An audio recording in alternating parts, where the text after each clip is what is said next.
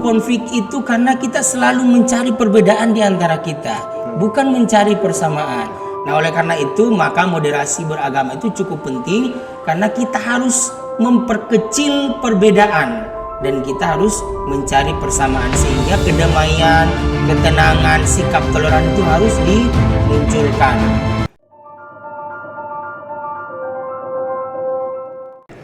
Assalamualaikum warahmatullahi wabarakatuh. Salam sejahtera untuk kita sekalian. Semoga sehat semuanya. Sahabat moderasi beragama dimanapun Anda berada, salam moderasi, salam cinta NKRI. Ketemu lagi dengan saya Mardan Umar di podcast Rumah Moderasi Beragama IAIN Manado. Dan hari ini kita akan menghadirkan atau kita telah menghadirkan narasumber yang tidak kalah luar biasa dari pemateri atau narasumber sebelumnya di podcast Rumah Moderasi Beragama. Saya menghadirkan satu sosok. Nah, ini kan harus ditampilkan sosok yang luar biasa. Bersama Bapak Dr. Edi Gunawan, Magister Hukum ya? Hukum Islam. Magister Hukum Islam. Dr. Edi Gunawan adalah Dekan Fakultas Usuluddin Adab dan Dakwah IAIN Manado. Assalamualaikum warahmatullahi wabarakatuh, Pak Dekan. Waalaikumsalam warahmatullahi wabarakatuh. Dari jawaban salam ini kita sudah bisa menangkap semangatnya luar biasa ini. Masya Allah. Mudah-mudahan sehat selalu, Pak Dekan. Amin amin, alhamdulillah sehat. Aktivitasnya lancar. Alhamdulillah. Olahraga yang paling digemari. Alhamdulillah. Apa yang paling digemari olahraga? Badminton dan volley. Badminton dan volleyball. Nah, ini luar biasa ini karena dekan-dekan juga harus hobi olahraga, kan? Bukan hanya aktivitas rutin, tapi juga perlu untuk menjaga kondisi fisik. Untuk menjaga kebugaran kita agar tetap fit dalam beraktivitas. Kalau olahraganya bagus, fit tubuhnya, maka pemikirannya pun akan menjadi Insya Allah cerah cemerlang. Baik, Pak Dekan, tapi kita tidak membahas tentang olahraga, ya. Kita tidak bahas tentang badminton ataupun bola voli. Tapi hari ini kami mengundang Pak Dekan Edi Gunawan ini untuk membahas tentang moderasi beragama di dalam lingkungan pendidikan. Nah, kita akan bahas bagaimana sih sebenarnya situasi lembaga pendidikan kita atau bahkan peserta didik kita terkait dengan moderasi beragama. Ini menarik karena menurut data ini Pak Dekan, ada data di tahun 2017 ya, UNDP dan PPIM UIN Syarif Hidayatullah itu merilis bahwa ada peta aksi intoleransi pelajar. Jadi pelajar-pelajar kita sudah mulai dimasuki dengan sikap atau tindakan intoleran. Ada datanya tentang opini radikalisme yang memetakan mana daerah yang tingkat intolerannya tinggi bagi pelajar ya, bagi dunia pendidikan, mana yang rendah atau mana yang netral. Menurut Pak Dekan Edi Gunawan, kira-kira moderasi beragama di lingkup lembaga pendidikan itu seperti apa? Ya, terima kasih Pak Ketua, Bapak Dr. Mardan Umar MPD yang jauh lebih luar biasa dibanding saya. Oke, bismillahirrahmanirrahim. Assalamualaikum warahmatullahi wabarakatuh. Waalaikumsalam warahmatullahi wabarakatuh. Hamdan wa syukran lah, wassalatu wassalamu ala rasulillah, la nabiyya ba'da amma ba'd. Terima kasih kami sampaikan kepada Pak Ketua mewakili Rumah Moderasi yang sudah mengundang saya untuk hadir berbagi cerita di Rumah Moderasi terkait dengan moderasi beragama, apalagi moderasi beragama di lembaga pendidikan. Nah, sebelum sampai ke sana, mungkin saya berikan sedikit pengantar terkait dengan moderasi. Bahwa moderasi itu sebuah kata sifat yang bermakna bahwa di tengah-tengah atau tidak berlebihan atau tidak kekurangan. Nah, sehingga bahwa moderasi itu adalah sesuatu yang pada posisi di tengah-tengah, artinya dia berimbang atau adil. Nah, dalam Islam juga ada kata yang sepadan dengan moderasi, yaitu wasatiyah atau berada di tengah-tengah. Sehingga moderasi beragama itu ketika dipadukan antara dua kata, moderasi dan beragama, maka dia menjadi sesuatu yang kita bisa pahami bahwa cara pandang, kemudian sikap dan perilaku yang selalu mengambil pada posisi tengah-tengah. Jadi tidak lebih ke kiri dan juga tidak lebih ke kanan, dia pada posisi tengah-tengah. Lalu kemudian kenapa moderasi itu menjadi penting? Kenapa moderasi itu menjadi penting? Yang pertama bahwa karena keragaman dalam beragama itu sesuatu yang niscaya.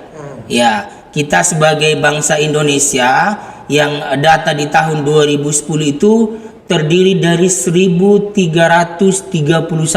suku bangsa. Wow, Ya, 1331 suku bangsa di Indonesia, cukup kaya ya. Lalu kemudian di tahun 2013 itu diperbarui menjadi 635 suku yang sangat besar di Indonesia. Artinya bahwa dari 1331 kemudian kita tarik menjadi suku yang besar, maka terdiri dari 635 suku. Jadi kenapa moderasi beragama itu penting? Karena keberagaman itu menjadi sesuatu yang niscaya. Apalagi kita di Indonesia yang terdiri dari 6 agama yang diakui oleh negara, lalu kemudian terdiri dari ratusan bahkan ribuan mungkin kepercayaan. Ya, yang kepercayaan. Yang kedua bahwa moderasi beragama itu adalah kita mencari persamaan. Bukan mempertajam perbedaan. Nah, terkadang muncul konflik itu karena kita selalu mencari perbedaan di antara kita, bukan mencari persamaan. Nah, oleh karena itu maka moderasi beragama itu cukup penting karena kita harus memperkecil perbedaan dan kita harus mencari persamaan sehingga kedamaian, ketenangan, sikap toleran itu harus dimunculkan. Nah, terkait dengan moderasi beragama di lingkungan pendidikan, ya di tahun 2019 Direktur Jenderal Pendidikan Islam telah mengeluarkan sebuah keputusan dengan nomor 7272 tahun 2019 tentang pedoman implementasi moderasi beragama dalam pendidikan Islam. Nah, dalam keputusan tersebut Direktur memberikan ruang kepada pendidikan Islam mulai dari RA sampai perguruan tinggi agar menyampaikan atau mengimplementasikan terkait dengan moderasi beragama di perguruan tinggi di sekolah Islam. Sudah menjadi sebuah gerakan nasional. Ya, betul. Betul Pak Ketua. Karena ada beberapa hal ya yang membuat bahwa moderasi beragama ini menjadi sesuatu yang harus kita lakukan. Yang pertama bahwa dia harus menjadi kebijakan nasional. Nah, ketika dia menjadi kebijakan nasional, maka tidak menjadi sesuatu yang hanya dilakukan oleh orang-orang tertentu atau kelompok-kelompok tertentu. Nah, dia harus dilakukan oleh seluruhnya, terutama kepada lembaga pendidikan, terlebih pada lembaga pendidikan Islam. Itu ya. Ini luar biasa ini kalau sudah berbicara. Beliau ini Magister Hukum Islam, tetapi sangat juga mumpuni kalau berbicara tentang pendidikan. Jadi orang hukum Islam juga bukan berarti tidak paham pendidikan. Ya. Buktinya ini yang di samping saya luar biasa. Karena Pak Ketua kita bergelut di dunia pendidikan, harus belajar juga tentang pendidikan. Tidak menguasai dunia pendidikan. Betul. Dan ternyata tidak kalah beliau membahas tentang pendidikan Islam gitu. Ini hati-hati orang-orang pendidikan kalau tidak paham pendidikan bisa kalah dengan Magister Hukum Islam. Baru belajar. Baik Pak Dekan, ini kalau kita lihat Pak Dr. Edi, ini urgensi moderasi beragama. Moderasi beragama menjadi salah satu bagian besar dari rencana pembangunan jangka panjang menengah RPJMN nasional gitu ya, tingkat menengah. Ini juga menjadi program prioritas nasional. Jadi moderasi beragama itu menjadi program prioritas nasional, termasuk Kementerian Agama menjadikan ini salah satu bagian dari national campaign. Jadi apa istilahnya, kampanye nasional kita agar sikap beragama. Jadi sebenarnya bukan agamanya yang dimoderasi, tetapi sikap beragama yang dimoderasi. Jadi sikap kita, perilaku kita, karena seperti disampaikan Pak Dekan tadi, banyak suku ini, ribuan suku yang ada di Indonesia, dan itu menuntut kita untuk bersikap moderat. Oke.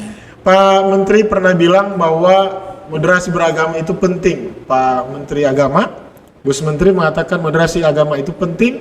Moderasi beragama sangat urgent untuk memperkuat sikap beragama kita, cinta terhadap NKRI, komitmen kebangsaan. Kemudian kita toleran dengan sesama. Kemudian anti kekerasan. Nah, Pak Dekan, berkaitan dengan anti kekerasan, kira-kira lembaga pendidikan kita ini sudah bebas dari kekerasan, atau masih ada kekerasan yang terjadi di dunia pendidikan kita? Karena ini indikator dari moderasi beragama.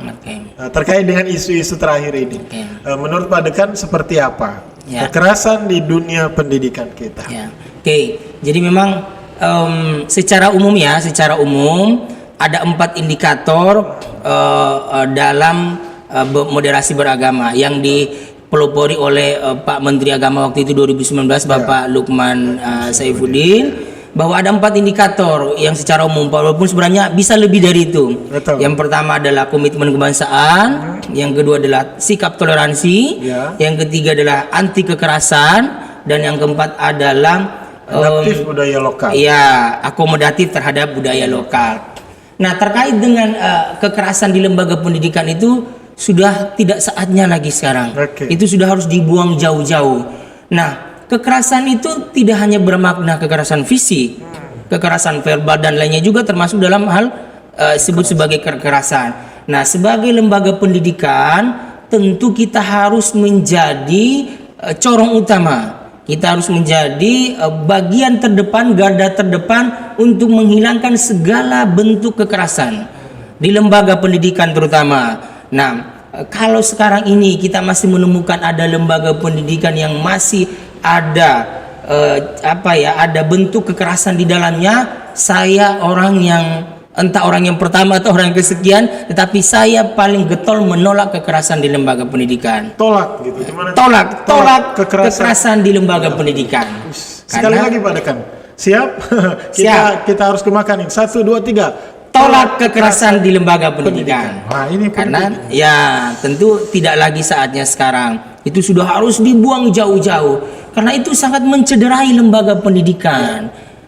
Lembaga pendidikan yang tempatnya orang belajar, tempatnya orang mendapatkan sikap yang toleran, tempatnya orang mendapatkan anti kekerasan. Itu jangan sampai justru lembaga pendidikan yang menjadi acuannya timbulnya kekerasan. Itu tidak boleh dilakukan. Justru kita harus menjadi promosi pertama anti kekerasan di lembaga pendidikan. Ini ide yang luar biasa. Kita harus menjadi promotor, bagi hilangnya, bagi bersihnya dunia pendidikan dari kekerasan. Betul ini menjadi satu catatan penting bagi kita semuanya, meskipun tidak ada lembaga pendidikan yang mendukung kekerasan. Saya yakin dan percaya tidak ada lembaga pendidikan yang mendukung adanya kekerasan di lembaga pendidikan, di lingkungan pendidikan. Namun masih saja ada yang terjadi di luar, di luar pengawasan, dan mungkin itu perlu diperbaiki ke depannya. Nah, terakhir Pak Dekan, saya mendengar bahwa Pak Dr. Edi Gunawan ini pernah meneliti. Nah, beliau meneliti tentang dunia pesantren.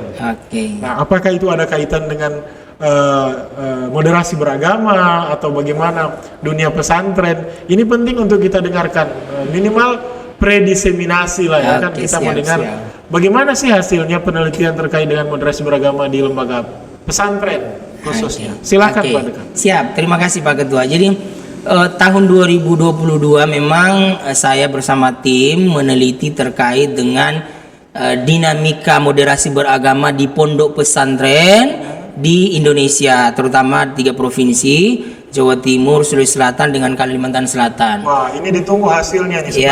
Alhamdulillah sudah selesai laporannya, tinggal presentasi. Saya baru mendapatkan itu. Siap. Soalnya berkaitan dengan moderasi. Mahal penelitian. Jadi ini awal pembuka sebenarnya. Betul. Informasi awal. Nah, saya menemukan di pondok pesantren itu, pada pondok pesantren yang kami teliti, hampir seluruhnya moderasi beragama itu belum masuk dalam kurikulum. Oke. Ya, Moderasi beragama. moderasi beragama itu belum masuk dalam kurikulum. Tetapi dalam bentuk sikap, kemudian dalam bentuk indikator-indikator yang lain seperti komitmen kebangsaan, kemudian anti kekerasan, kemudian toleransi itu sudah ada.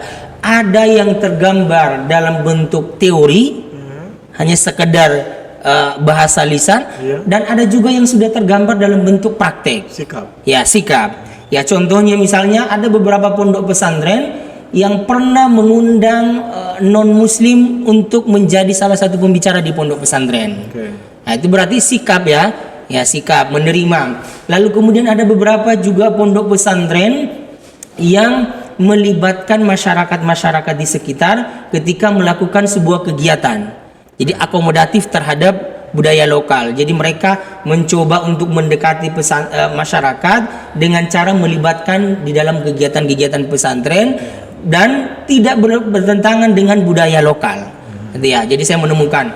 Nah, lalu kemudian ada juga beberapa pondok pesantren yang menurut mereka itu komitmen kebangsaannya itu ada dalam ucapan, tetapi dalam sikap ada yang saya tidak menemukan bentuk aplikatifnya. Ya, misalnya saya menemukan ada pondok pesantren yang tidak mengadakan upacara. Nah, tetapi dalam bahasa lisannya mereka tetap hormat kepada bendera dan mendukung hormat kepada bendera, walaupun secara bentuk aplikasinya itu belum diterapkan. Itu Pak Ketua. Ini hasil penelitian di tahun 22. Oh, baru ya? Baru kemarin. 2022. Jadi masih sangat segar. Masih segar ini diingatkan. Jadi kalau kita merujuk, tentu harus merujuk yang terbaru. Ya. Jadi ini penelitian terbaru tentang moderasi beragama di lembaga pendidikan Islam, khususnya di pesantren. Nah, ini bisa jadi rujukan buat kita semuanya. Nanti ditunggu hasilnya dalam bentuk jurnal, mungkin ya kalau sudah publish. Siap. Di-share linknya, ataupun hasil-hasil penelitian, laporan penelitian seperti yang dari UIN Syarif Hidayatullah, itu kita collect untuk kita share ke dunia yang lebih luas. Baik, terakhir Pak Dekan, Pak Edi Gunawan, apa pesan-pesan moderasi beragama yang bisa disampaikan kepada sahabat moderasi dimanapun berada? Silakan. Oke, sahabat moderasi dimanapun Anda berada, karena tema kita adalah moderasi beragama di lembaga pendidikan, maka saya mengajak kepada para peserta pada hadirin semua bahwa mari kita menerapkan sikap moderasi di lembaga pendidikan, terutama pada 4 indikator umum yang telah dicanangkan oleh Kementerian Agama. Yang pertama adalah komitmen kebangsaan, itu harus ada di lembaga pendidikan. Yang kedua adalah sikap toleran, baik toleran terhadap sesama kita yang seakidah maupun kepada sesama yang tidak seakidah atau tidak seagama dengan kita. Yang ketiga adalah kita harus menghindari kekerasan. Jadi kita harus berkomitmen bahwa kita lembaga pendidikan anti terhadap kekerasan. Betul. Dan yang keempat adalah kita harus mengakomodir budaya-budaya lokal yang tidak bertentangan dengan substansi agama yang kita anut. Maka ketika kita sudah memiliki 4 sikap ini, insya Allah lembaga pendidikan itu menjadi lembaga yang paling cocok dan paling aman untuk mempromosikan bagaimana sikap moderasi beragama yang sesungguhnya. Jadi kita harus menjadi corong utama, kita harus menjadi garda terdepan untuk memberikan contoh bagaimana moderasi beragama yang sesungguhnya. Nah, ini ya, terima kasih. Kalau yang bicara adalah penggerak moderasi beragama itu seperti ini. Jadi saya belajar dari Pak Ketua. Memang luar biasa kalau yang bicara adalah penggerak moderasi beragama di IAIN Manado.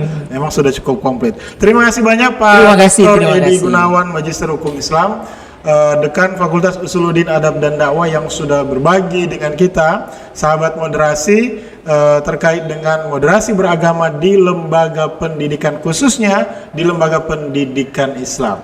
Di lain waktu kita akan ajak lagi nih Pak Dekan. Siap, Di lain siap. waktu kita akan undang lagi untuk bisa hadir dalam kegiatan apapun di Rumah Moderasi Beragama. Dan jangan lupa untuk mendapatkan video-video terbaru di akun YouTube, di channel YouTube Rumah Moderasi Beragama, nanti akan ada di teks ditulis di bawah sini. Silakan subscribe, follow, bisa di Instagram juga. Nanti ditunggu komen-komennya, requestnya, mau siapa yang Anda inginkan tampil di podcast kita, ataupun tema apa, silakan Anda ketik di komentar, dan kita akan berusaha untuk memenuhi permintaan Anda. Wih, luar biasa. Terima kasih Pak Dekan. Terima Salam kasih. dari kami, salam moderasi, salam cinta NKRI. Terima kasih. Assalamualaikum warahmatullahi wabarakatuh. Waalaikumsalam warahmatullahi wabarakatuh.